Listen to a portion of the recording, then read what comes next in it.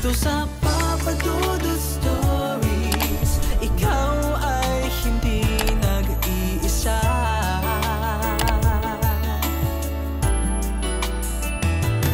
Dito sa Papa Dudut Stories, may nagmamahal sa'yo. Papa Dudut Stories. Papa Dudut Stories. Dear Papa Dudut, sa lahat po ng mga nakatutok ngayon, huwag pong kalimutan mag-like, mag-share at mag-subscribe. Maraming salamat po sa inyong lahat.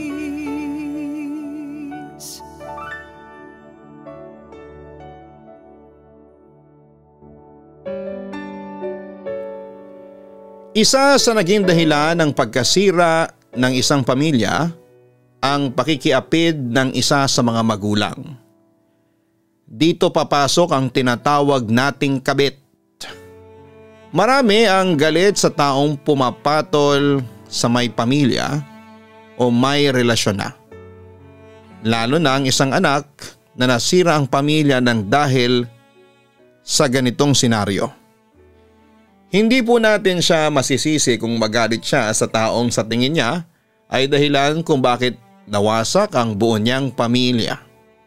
Ngunit paano kung sa biro ng pagkakataon ay mahulog ang loob mo sa taong kinasusuklaman mo? Magagawa mo bang pigilan ang sigaw ng iyong puso?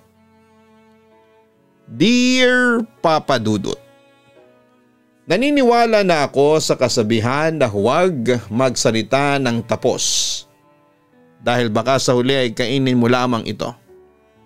Hindi ko po akalain na malalagay ako sa isang sitwasyon na kahit sa panaginip ay hindi ko nakita. Itago mo na lamang ako sa pangalan na AJ. Nasa mid-30s na ako at may trabaho. Okay naman ang kinikita ko sa aking trabaho kaya nagagawa kong tustusan ang lahat ng pangangailangan ko nang hindi na umaasa sa aking mga magulang. Seller din pala ako ng mga panlalaking t-shirt at shorts. Nang dumating kasi ang pandemic at nabawasan ang araw ng pasok ko sa regular job ko ay naisipan ko na mag-business. Sinugal ko ang savings ko sa business na yon at hindi naman ako nagsisisi kasi kahit papaano ay kumikita ako roon. Galing pala ako sa isang broken family, Papa Dudut. Bata pa lamang ako ay alam ko ng babaero ang tatay ko na itatago ko sa pangalan na Ruel. Madalas po silang mag-aaway ni Mami dahil sa pagiging babaero ni Daddy. Madalas ay nagpupunta kasi sa mga bar si Daddy at doon siya nakakakuha ng babae. Lumaki ako na parang naging normal na sa akin ang ganong senaryo. Yung nagsisigawan sina Mami at Daddy, tapos kaming tatlong magkakapatid ay nasa kwarto namin at iniisip na walang nangyayaring pag-aaway sa pagitan ng parents namin. Ako pala ang eldest sa aming magkakapatid, Papa Dudut. Medyo nahinto lang si Daddy sa pambababae nang mabuntis ang kapatid kong babae na sumunod sa akin. 17 years old siya nang mabuntis siya ng boyfriend niya at tinakbuhan siya. Narinig ko na sinabi ni Mami kay Daddy na yon na ang karma ni Daddy. Ang nag-iisa nilang anak na babae ang sumalo sa karma na dapat ay si Daddy ang nakakaranas. Ang buong akala ko ay magbabago na si Daddy dahil sa nangyari sa kapatid kong babae. Pero totoo nga yata yung kasabihan na once a cheater, always a cheater. 25 years old ako nang muling magkaroon ng babae si Daddy. Sa umpisa ay naghihinala lamang si Mami na may kabit si Daddy dahil sa palagi itong may kausap sa cellphone. Madalas din itong overtime sa trabaho niya. Hanggang sa nakita ko mismo na may kausap si Daddy sa cellphone at narinig ko na nag-I love you siya sa kausap niya. Isinumbong ko yon kay Mami at galit na galit si Mami kay Daddy. Nakita ko ulit sila na nagsisigawan. Itinanggi ni Daddy ang sumbong ko. Sinabihan pa ako na sinungaling pero ako pa rin ang pinaniwalaan ni Mami. Sabi pa niya kilala na niya si Daddy at alam niya kapag hindi ito nagsasabi ng totoo. Nagkaroon ako ng galit noon kay Daddy dahil sa sinabi niya na sinungaling ako. Para kasing pinapalabas niya na masama ako kahit huling-huli ko na siya. Pero hindi naman nagbago si Daddy sa pakikitungo sa akin. Sa aming magkakapatid kasi ay alam ko na ako ang paborito niya. Magkamukha kasi kaming dalawa, Papa Dudut. Ibinili pa nga niya ako noon ng sapatos dahil siguro ang akala niya ay masusuhulan niya ako. Hindi ko tinanggap ang sapatos na binili niya at sinabi ko na kaya ko nang bumili ng gamit ko dahil sa meron na akong trabaho. Ang gustong mangyari noon ni Mami ay ang mahuli sa akto si Daddy at ang kabit nito para hindi na ito makatanggi. Yun nga lang ay magaling na magtago si Daddy at hindi ito mahuli-huli ni Mami. Kahit pa tignan ni Mami ang cellphone ni Daddy ay wala siyang nakikitang ebidensya sa pambababae ni Daddy. Kaya ang nangyayari tuloy ay puro hinala si Mami at kapag naghihinala siya ay doon na nagsisimula ang away nila ni Daddy. Hindi naman sila nagkakapisikalan, puro lamang sila sigawan. Umabot na ako sa edad na 29 ay ganun pa rin ang pinag-aawayan nila, Papa Dudut. Kung minsan nga kahit tulog na kaming magkakapatid ay bigla na lamang kaming magigising dahil sa nagsisigawan na naman ang mga magulang namin. Nahihiya na rin ako sa mga kapitbahay dahil alam ko na pinag-uusapan nila kami. Sa lakas ng sigawan ni Mami at Daddy ay imposibleng hindi yon nakakaabot sa labas ng bahay. Dumating na ako sa point na gusto ko nang umalis ng bahay at mabuhay ng mag-isa. Yung kahit na wala akong kasama ay tahimik naman at wala akong naririnig na nag-aaway. Kaya naman sa edad kong yon ay kumuha na ako ng 2-story house sa pamamagitan ng Pag-ibig Housing. Ready for occupancy na ang kinuha ko kaya mabilis akong nakalipat. Naisip ko rin kasi na kailangan ay may sarili na akong bahay dahil sa lalaki ako at darating ang araw na magkakaroon ako ng sarili kong pamilya. Yun nga lang ay nagkaroon ako ng takot na pumasok sa relasyon dahil sa nangyayari sa mga magulang ko. Nang makalis na ako sa bahay namin at lumipat na ako sa sarili kong bahay, ay hindi ko pa rin nakuha ng 100% ang katahimikan at kapayapaan na gusto ko. Halos araw-araw kasing tumatawag si Mami sa akin para sabihin na hindi pa rin tumitigil si Daddy sa pambababae nito. May nakapagsabi rin daw sa kanya na nabuntis ni Daddy ang kabit nito. Awang-awa na ako sa nanay ko, Papa Dudut. Kahit ako ay nasasaktan, sa tuwing tumatawag siya sa akin at umiiyak. Kaya naisipan ko na mas makakabuti na maghiwalay na lamang sila ni Daddy dahil hindi ko na talaga nakikita na magbabago pa ang tatay ko. Lalo na at may chismis na nabuntis na nito ang kabit nito. Isang araw na wala akong pasok ay nagdesisyon akong pumunta sa bahay namin.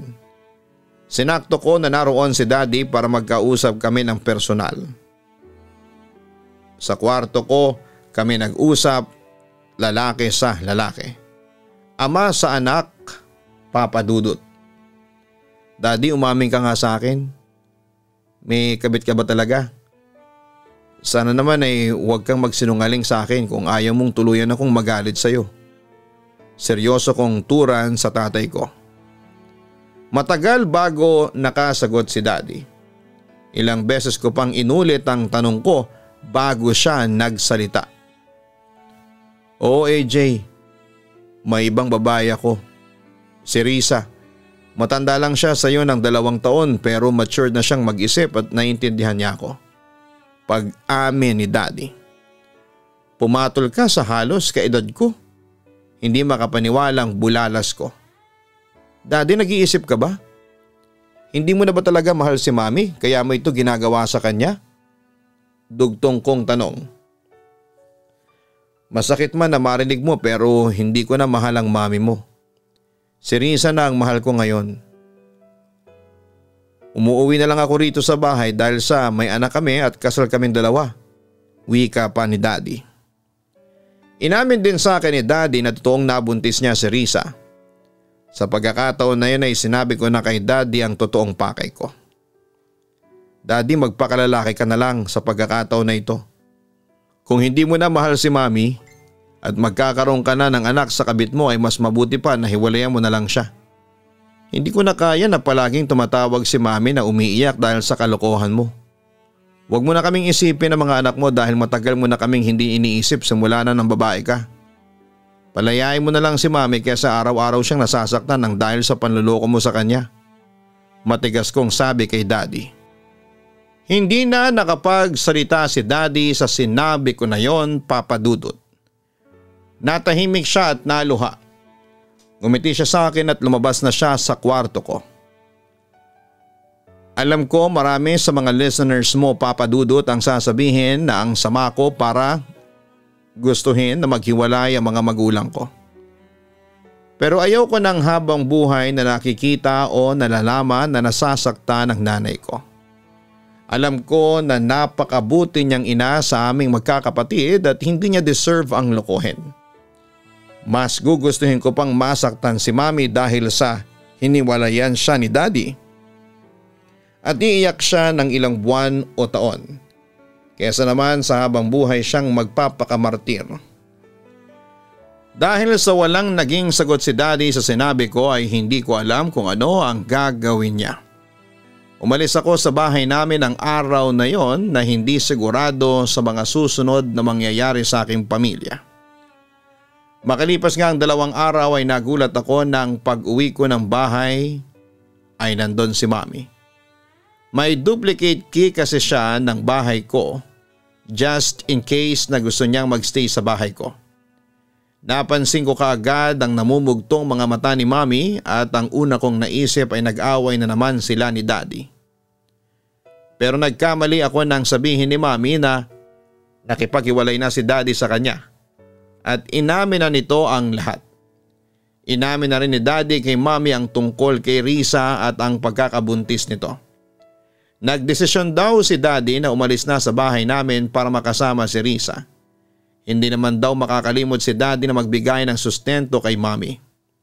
Alam ko na may kasalanan ako sa nangyari dahil ako ang nagsabi noon sa tatay ko, pero kahit papaano ay masaya ako kasi nakalaya na si Mami sa panloloko ni Daddy. Sinabi ko kay Mami na huwag siyang mag-alala dahil pwede naman siyang magstay sa bahay. Ipinangako ko rin na hindi ako mawawala sa tabi niya hanggang sa maka-move on na siya kay Daddy at sa mga ginawa nitong kasalanan. Ayaw namang magstay ni Mami ng matagal sa bahay ko kasi paano raw yung 2 kong kapatid pati na ang anak ng anak ko na babae. Hindi niya kaya na maiwanan ang mga ito ng matagal. Kaya ang ginawa ko pagkatapos ko sa trabaho ay diretsyo na ako sa amin at doon ako nag-dinner at pagkatapos ay saka ako umuwi sa bahay ko. Ganon ang naging routine ko dahil alam ko na kailangan ako ni Mami sa oras na yon, Papa Dudut. Kapag nandun ako sa bahay ay hindi ipinapakita ni Mami na malungkot siya. Palagi siyang masaya at sinasabi niya na nakita na niya na mas okay nga na hiwalay na sila ni Daddy. Hindi na raw siya nag-iisip kung nambababae ito dahil sa alam na niya ang katotohanan. Pero kapag tinitignan ko siya sa mata ay nakikita ko na malungkot siya. Papa Dudut, kaya kinausap ko ang 2 kong kapatid na huwag nilang bibigyan ng sakit ng ulo si Mama at palagi nila itong kakausapin lalo na at silang 2 ang kasama ni Mami sa bahay. Palagi ko ring ipinagdarasal na sana ay mag-heal na si Mami. Alam ko na hindi biro ang pinagdaraanan niya. Kung masakit sa aming mga anak, ang nangyari ay triple ang sakit noon sa kanya. Dahil sa mas matagal niyang nakasama si Daddy. Tinupad naman ni Daddy ang promise niya na magbibigay pa rin siya ng sustento kay Mami. Every month ay nagpapadala siya ng pera kay Mami at hindi siya pumapalya. Hindi na rin ako nag-usisa pa sa nangyayari sa buhay ni Daddy dahil hindi na ako interesado. Alam ko namang masaya siya kay Risa. Nangungumusta naman si Daddy minsan pero madalas ay hindi ko siya nire-replyan sa mga chat niya. Kapag inaaya niya ako na makipagkita sa kanya ay sinasabi ko na lamang na busy ako sa trabaho at wala akong libreng oras. Kahit noong sinabi niya na meron siyang pinagdadaanan at gusto niya ng makakausap ay hindi ko pa rin siya pinagbigyan na makipagkita sa akin. Ang totoo kasi hindi ko pa siya kayang harapin dahil sa galit pa rin ako sa kanya, Papa Dudut. Isang araw habang nasa trabaho ko ay isang number ang tumawag sa cellphone ko. Hindi pamilyar sa akin ang number kaya hindi ko muna sinagot. Saka nasa gitna ako ng pagtatrabaho ng time na yon. Pero muling tumawag ang numero at naisip ko na baka client yon o kaya ay kung sino nakilala ko na may importanteng sasabihin. Lumabas muna ako ng office at doon ko sinagot ang tawag. Isang boses ng babae ang nag-hello sa akin at hindi siya pamilyar sa akin. Kaya tinanong ko kung sino siya. Nang magpakilala siya na si Risa ay parang gusto ko na kaagad pagbabaan pero hindi ko alam kung bakit mas pinili kong makipag-usap sa kanya at alamin ang dahilan kung bakit siya tumawag sa akin. Hindi ko na rin siya tinanong kung paano niya nakuha ang number ko. Obviously ay kay Daddy niya yon nakuha. Anong kailangan mo at tumawag ka? Wala akong natatandaan na may dahilan ka para tawagan ako. Ang inis kong turan kay Risa. AJ, ako wala pero ang daddy mo meron. Malungkot kasi ngayon si Ruel. Kailangan ka niya. Nakunan kasi ako. Namatay ang anak namin at sobrang dinadamdam niyo ng daddy mo. Malungkot na tura ni Risa. Medyo natigilan ako sa mga nalaman ko, Papa Dudut. Hindi naman ako ganong kasamang tao para hindi makaramdam ng awa sa daddy ko at sa kapatid ko sa kanya. So anong magagawa ko ngayon? Tanong ko. Kausapin mo lang sana si Ruel, AJ. Alam ko na sa lahat ng anak niya ay ikaw ang favorite niya kasi ikaw ang madalas niyang naikukwento sa akin. Please, pakiusap. Sinabi ko kay Risa na hindi ko alam kung magagawa ko ang sinabi niya dahil marami pa akong dapat na tapusin na trabaho. Hindi ako nangako sa kanya na kakausapin ko si Daddy. Pero dahil sa nalaman ko kay Risa ay na-realize ko ang dahilan kung bakit gustong makipagkita sa akin ni Daddy at yun pala ay dahil sa malungkot ito ng panahon na yon. Gusto ko sanang damayan si Daddy pero mas nanaig pa rin ang galit ko sa kanya. Siya pa rin ang sinisisi ko kung bakit nasira ang aming pamilya. Kung hindi lang sana siya naging babaero ay hindi mangyayari ang lahat ng yon. Masaya pa sana kami at magkakasama pa rin kami. Sana hindi ko na kailangang umalis pa sa bahay namin, Papa Dudut. Pinalipas ko na lamang ang mga araw at hindi na ako nakatanggap pa ng chat o tawag kay Daddy. Siguro ay na-realize niya na wala na talaga akong balak na kausapin siya. Si Mami naman kahit papaano ay nakarecover na. Nagsimula na siyang magsumba at makipagkaibigan sa mga kasumba niya na bagay na kinakatuwa ko. At least kahit papaano ay meron siyang pinagkakaabalahan at hindi siya palaging nasa bahay. Alam ko kasi na kapag nasa bahay siya ay wala siyang nakakausap at nalulungkot lang siya dahil sa paghihiwalay nila ni Daddy. Kung sakali rin na may makilala si Mami na bagong magpapatibok ng puso niya, ay hindi ako tututol basta makakasigurado ako na matino ang lalaking yon at hindi niya sasaktan si Mami. Hindi na ako makakapayag pa na may isa na namang lalaki na kagaya ni Daddy ang magpapaiyak sa nanay ko. Isang araw wala akong pasok noon. Nasa kwarto lang ako at nakahiga. Maya-maya ay narinig ko ang pagtunog ng doorbell sa gate. Tumayo ako at tinignan kung sino yon. Nakita ko si Daddy na nasa labas ng gate ng aking bahay. Nagtaka ako kung bakit siya naroon. At hindi ko rin alam kung paano niya nalaman kung saan ako nakatira. Hindi ko kasi talaga pinapaalam sa kanya ang address ng bahay ko. Ayaw ko sanang makita siya pero dahil sa nakita na ako ni Daddy ay wala na akong nagawa kundi ang harapin siya. Hindi ko na nga lang binuksan ang gate at hinayaan ko na nasa labas siya kahit sobrang init ng time na yon. Napansin ko rin ang pagbagsak ng katawan ni Daddy, ang laki ng ipinayad niya. Naisip ko tuloy na hindi marunong mag-alaga si Risa dahil noong si Mami ang kasama niya ay hindi naman siya pumayat ng ganon. Anong ginagawa niyo rito? Paano niyo nalaman na dito ako nakatira? Yun ang bungad ko kay Daddy. Hindi na importante kung paano ko nalaman, AJ. Kailangan ko kasi ng tulong mo ngayon. Pwede bang sa loob natin pag-usapan? Sabi ni Daddy sabay ngiti sa akin. Magulo sa loob ng bahay ko eh. Bilisan niyo na lang ang pagsasabi kung anong tulong ang kailangan ninyo. Nagpapahinga kasi ako, rest day ko ngayon. Malamig kong sambit. Anak, natanggal na kasi ako sa trabaho ko. Gawa ng mahigit 1 buwan akong hindi nakapasok dahil sa hindi ko kaya. Nakakunan kasi si Risa at sobra akong nalulungkot. Ngayon gusto ko sanang humiram sa'yo ng pera. Gusto ko sanang magtayo ng maliit na negosyo. Ibabalik ko rin sa'yo once na makabawi na ako. Pasensya ka na kasi ikaw lang talaga ang pwede kong malapitan, ang sabi pa ni Daddy. Pasensya ka na rin pero wala akong maipapahiram sa'yo ngayon. Kababayad ko lang ng bahay saka insurance ko. Turan ko. Ganun ba? Oo sige, naiintindihan ko anak. Alis na ako at mag-iingat ka palagi rito. Ang sabi ni Daddy at naglakad na siya papaalis. Habang sinusundan ko ng tingin si Daddy ay naluha ako. Ang totoo ay meron naman akong pera na pwedeng ipahiram sa kanya pero mas pinili ko na huwag siyang bigyan. Doon ko lang nakita na bagsak si Daddy Papadudut. Masakit pero siguro ay yun na ang karma niya sa lahat ng mga nagawa niyang kasalanan lalo na kay Mami. Mahal ko pa rin naman si Daddy.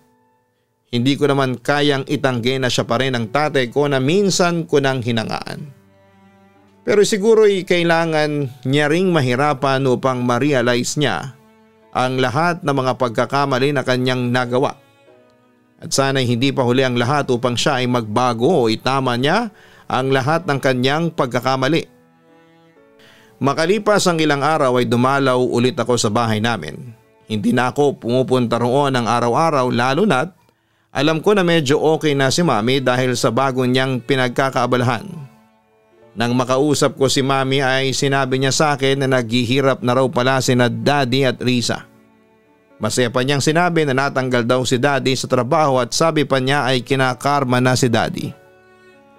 Ipinaalam ko rin kay Mami ang paglapit ni Daddy sa akin para humiram ng pera. Dahil balak nitong mag-business at ang sabi niya ay huwag kong tutulungan si Daddy at hayaan ko itong maghirap. Kapag daw tinulungan ko si Daddy ay magagalit siya sa akin. Hindi na rin naman naging mapilit si Daddy sa paghiram sa akin ng pera. Isang beses lang siyang nagtry na humiram sa akin at hindi na yon naulit pa. Kahit paano ay nag-aalala pa rin ako kay Daddy. Kung minsan ay naiisip ko na baka wala na siyang kinakain kaya gano'n na siya kapayat. Pero iniisip ko na lamang na masipag na tao ang Daddy ko at gagawa siya ng paraan upang kumita ng pera. Lumipas pa ang ilang buwan hanggang sa pumasok na ang taong 2020. Ang taon kung kailan nagkaroon ng lockdown dahil sa pandemya. Isa ako sa mga naapektuhan ang trabaho. Nabawasan ang araw na kailangan kong pumasok sa pinagtatrabahuhan ko. Nang panahon na yon, kaya bawas din ang sinasahod ko. Marami akong kailangang bayaran kada buwan at alam ko na hindi na sapat ang sinasahod ko. Doon ko na naisipan na magnegosyo ng mga damit papadudot. Mahirap sa una dahil sa wala akong alam sa ganong pagbebenta pero pinagtsatsagaan ko at pinag-aralan ko ng maigi hanggang sa maging gamay ko na siya. Maraming beses na naiisip ko ng panahon na yon si Daddy. Simula kasi nang tanggihan ko siya na pahiramin ang pera ay hindi na siya nagparamdam sa akin. Nag-alala ako kung ano na ang lagay niya lalo na at pandemic. Ilang beses akong natukso na tawagan at kumustahin siya pero inunahan ako ng aking pride. Hanggang isang araw ay nakatanggap ako ng tawag mula kay Daddy dahil sa gusto kong malaman kung ano na ang nangyayari sa kanya ay sinagot ko naman ang tawag niya. Salamat sa Diyos at sinagot mo ang tawag ko, AJ. May papakiusap sana ako sa iyo, anak, ang sabi pa ni Daddy. Ano yun? Tanong ko. Baka pwedeng makitira kami dyan ni Risa sa bahay mo kahit na ilang buwan lang. Hindi ko pa kasi alam kung kailan ako makakabalik sa trabaho ko. May bago na kasi akong trabaho ngayon. Pinalis na kami sa inuupahan naming apartment kasi wala na kaming pangbayad. Pakiusap pa ni Daddy. Payag ako pero ikaw lang, Daddy. Kung kasama mo si Risa ayoko, hindi pwede. Tugon ko. AJ, alam mo naman na hindi pwedeng hindi ko kasama si Risa. Pero sige, kung hindi pwede si Risa sa bahay mo ay naintindihan ko. Maraming salamat na lang, anak. Malaking bagay sa akin na narinig ko ang boses mo, ang sabi pa ni Daddy. Doon na natapos ang pag-uusap namin ni Daddy. Nang malaman ko na hindi papayag si Daddy na tumira sa bahay ko kapag hindi kasama si Risa ay doon ko napatunayan na mahal niya talaga si Risa. Bukod pa roon ay sobra akong nag-alala kay Daddy dahil hindi ko alam kung saan siya titira. Iniisip ko pa lamang na baka sa kalye siya matutulog tapos pandemic pa ay parang nadudurog ang puso ko. Ang una kong ginawa ay tinawagan ko si Mami at sinabi ko sa kanya na baka sa bahay ko muna patirahin si Daddy at si Risa dahil walang matutuluyan ang dalawa. Sinabi ko rin na hindi payag si Daddy kung hindi nito kasama si Risa.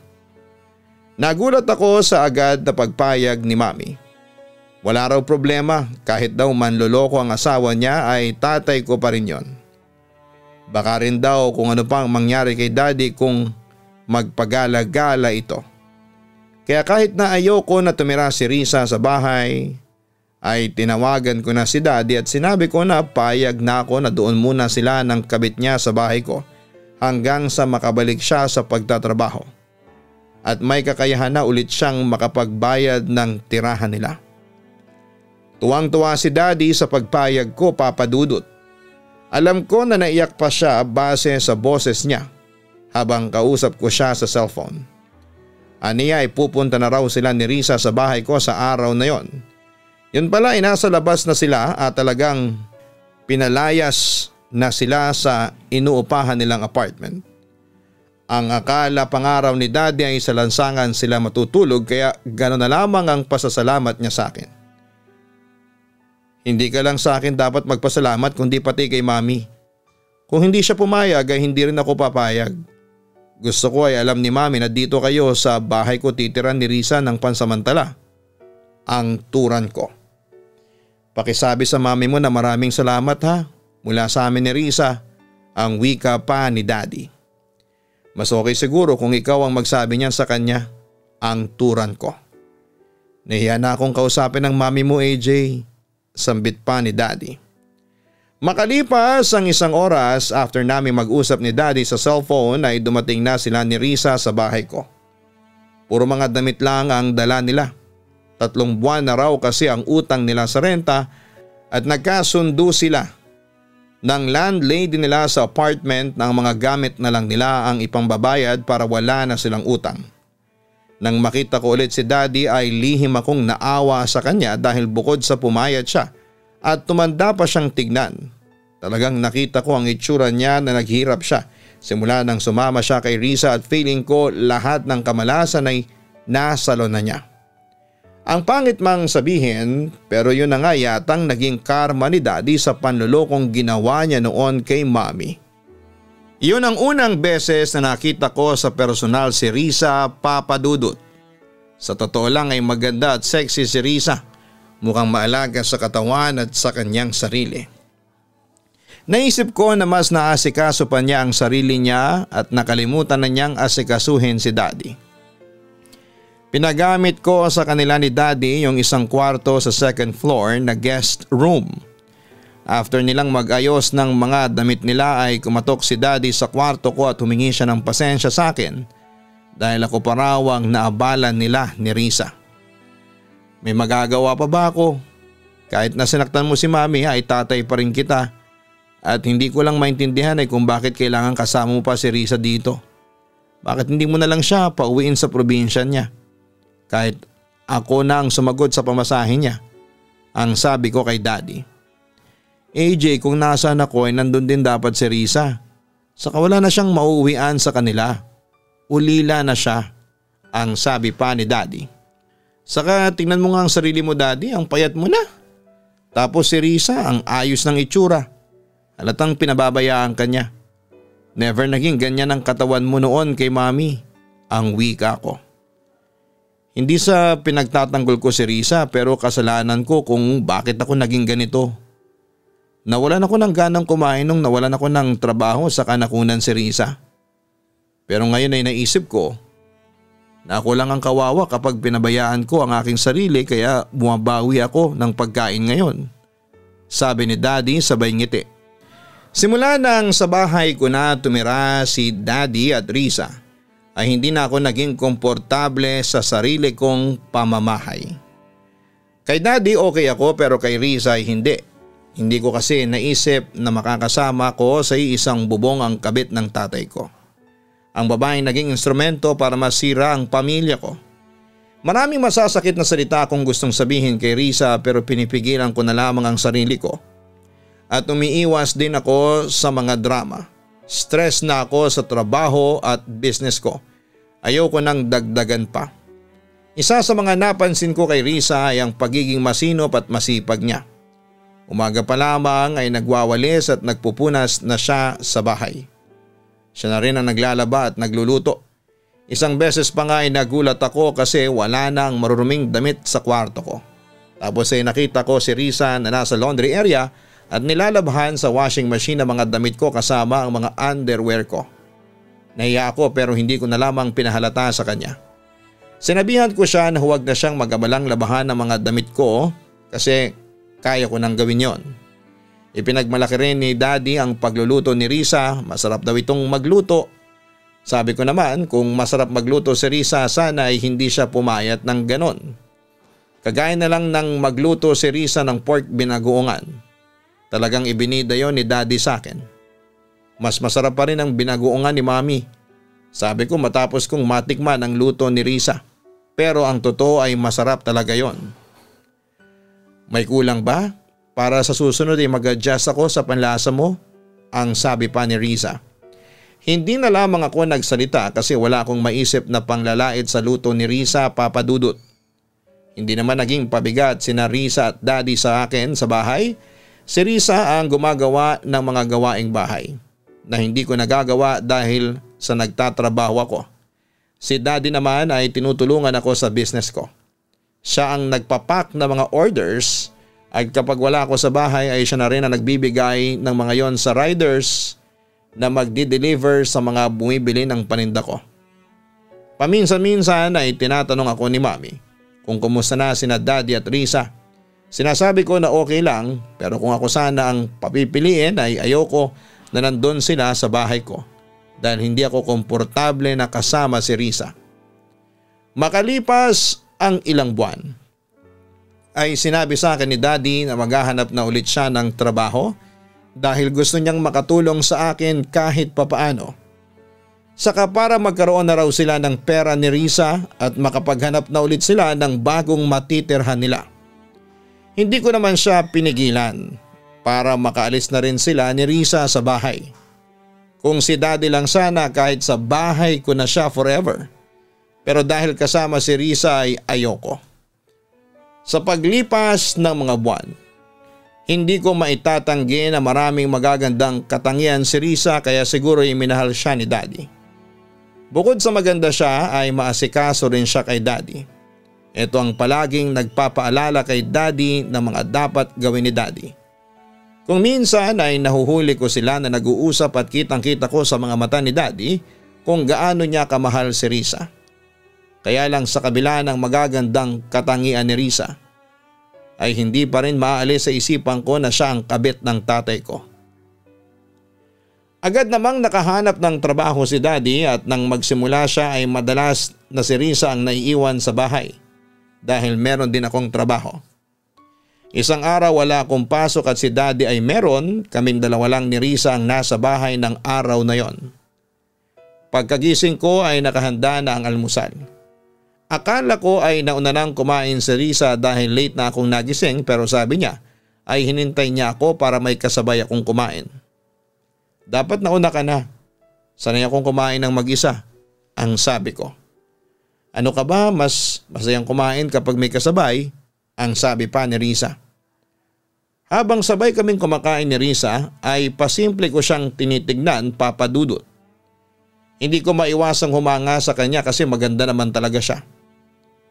Mas mukha pa nga siyang bata kaysa sa akin.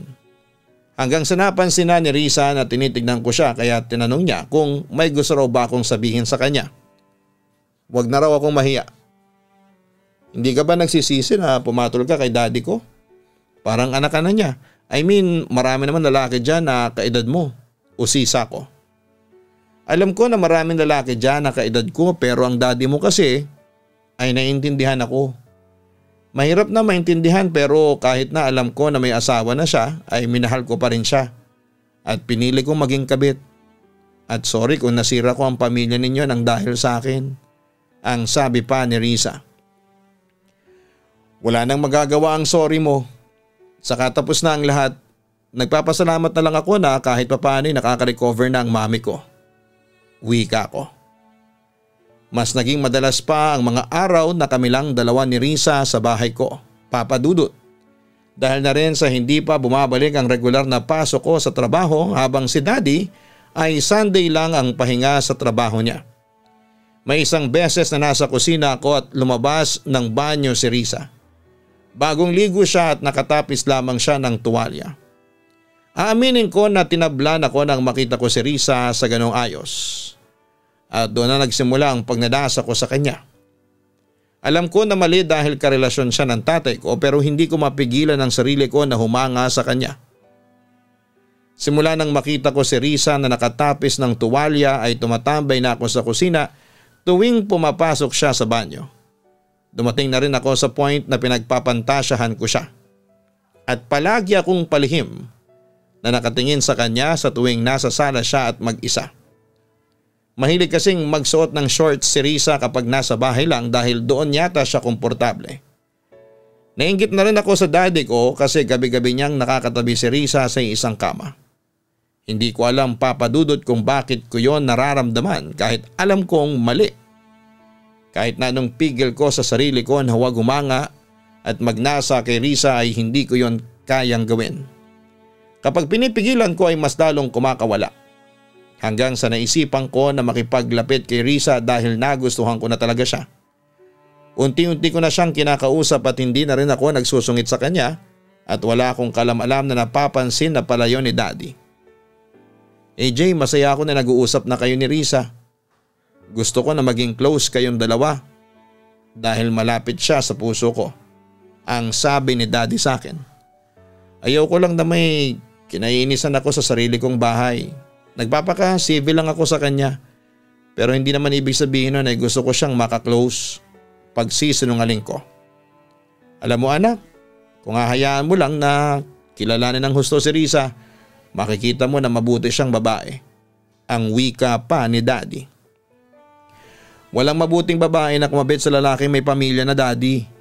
Pambabara ko pa.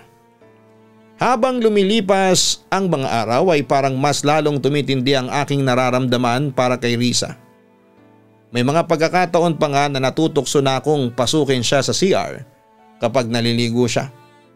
Nagkaroon na rin ako ng pakiramdam na sinasadya niya na magpaganda para sa akin at nagpapakita talaga siya ng motibo. Ewan ko ba, sobrang gulo at kalat na ang utak ko ng time na yon, Papa Dudut. Isang umaga habang nag-aalmusal kami ni Risa ay bigla niya akong tinanong. Wala noon si Daddy dahil maaga siyang pumasok sa work niya. Pansin ko lang, wala kang girlfriend AJ? Bakit? Tanong ni Risa. Sa tingin mo magkakaroon ako ng lakas ng loob na makipagrelasyon after na nangyari sa parents ko? Turan ko. Sorry pero ano bang gusto mo sa isang babae? Tanong pa ni Risa. Gusto kong isagot na ang tipo ko ay ang kagaya niya. Pero natakot ako na baka bigyan niya yon ng ibang kahulugan at isumbong pa niya ako kay Daddy. Ang sabi ko na lang ay simple lang at mabait at hindi manluloko. Nag-assume ako na kaya tinanong yun ni Risa sa akin ay dahil sa may gusto siya sa akin at gusto niyang makonfirm kung may karelasyon ba ako o wala. Inabot na si Risa ng birthday niya sa bahay ko. Pag uwi ni Daddy ng gabi ay may dala siyang spaghetti at cake para kay Risa. May pa-flowers pa nga siya. Naisip ko na hindi niya yon ginagawa kay Mami dati. At sigurado ako na kung gagawin yun ni Daddy kay Mami ay talagang magiging masaya ang Mami ko. Naglabas na rin ng alak si Risa. Hard drink yon. Yun lang kasi ang meron sa bahay. Nag-inuman kaming tatlo sa may kusina pero naunang magpaalam si Daddy na tutulog na siya dahil may trabaho pa siya the next day. Kaya kaming dalawa lang ni Risa ang naiwan na nagiinuman. Parehas kaming mahina sa alak ni Risa kaya mabilis kaming nalasing. Kung ano-ano na ang mga pinag-usapan namin kaya hindi ko na matandaan. Ang pinaka natatandaan ko lang ng gabing yon ay nang magpunta si Risa sa banyo at tinintay ko siya sa may labas ng CR. Nang lumabas siya ay bigla ko siyang hinila at hinalikan sa labi niya. Ang akala ko ay gaganti siya ng halik pero tinulak niya ako ng malakas at sinampal. Parang nagising ako sa sampal niya, Papa Dudut. Matapos yon ay nagmamadali siyang pumasok sa kwarto nila ni Daddy. Kinabukasan, kinausap ko si Risa at tumingi ako ng sorry sa kanya sa nagawa kong paghalik. Sinabi ko na lasing ako at nakiusap ako na huwag na niyang ipaalam kay Daddy. Sabi ni Risa ay wala siyang balak na sabihin sa Daddy ko dahil ayaw niya na magkaaway kami ni Daddy. Basta ipangako ko raw sa kanya na hindi ko na yun uulitin dahil hindi magandang tignan. Makalipas ang isang buwan ay umalis na sina Daddy at Risa sa bahay ko dahil nakaipon na si Daddy ng pera para sa renta sa bago nilang apartment. Nalungkot ako kasi hindi ko na araw-araw makikita si Risa pero naisip ko rin na mas okay na malayo siya sa akin para mawala na ang nararamdaman ko para sa kanya.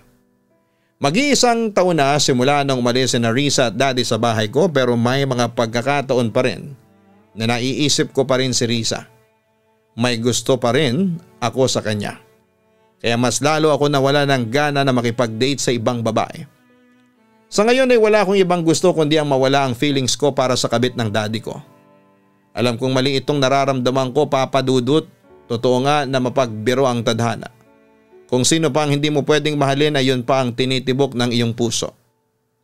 Lubos na gumagalang, AJ. Hindi sa lahat ng pagkakataon ay dapat nating sundin ang sinasabi ng ating puso. Dahil may mga sitwasyon na kapag sinunod natin ito ay may mga taong masasaktan at may masisirang relasyon o pamilya. Dapat ay marunong tayong alamin kung ano ang tama at mali. Ang dapat sa hindi dapat. Sa kwento ni AJ, tama lang na naisin niyang mawala ang feelings niya kay Risa dahil karelasyon ito ng kanyang ina. Sa tingin ko rin kung itutuloy ni AJ ang nararamdaman niya para kay Risa ay dalawang tao ang masasaktan. Ang kanyang daddy at ang kanyang mommy. Hiling ko'y matagpuan na ni AJ ang tamang babae para sa kanya sa tamang oras at pagkakataon. Huwag pong kalimutan na mag-like, mag-share at mag-subscribe. Sana po'y hanapin nyo ang Kaistorya YouTube channel para sa horror stories na amin pong ina-upload sa channel na yan. At ang Gian, Giana Vlogs. Ang spelling po ay Jaian, Gian, Giana, Jaina Vlogs. Yan naman po ang aming family vlogs. Maraming salamat po.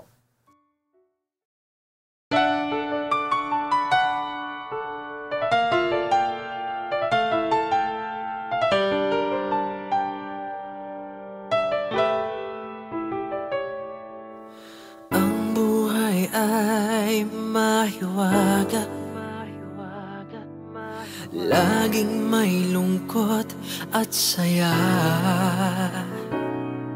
Sa Papa Dudut Stories, laging may karamay ka.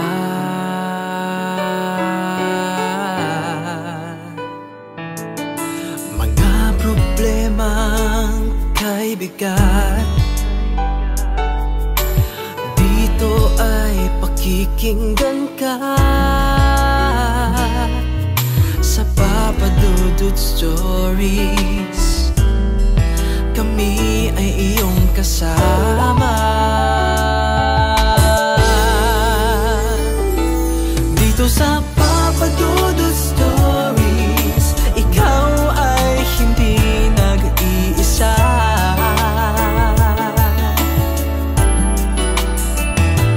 Dito sa Papa Dudut Stories, may nagmamahal sa'yo. Papa Dudut Stories, Papa Dudut Stories.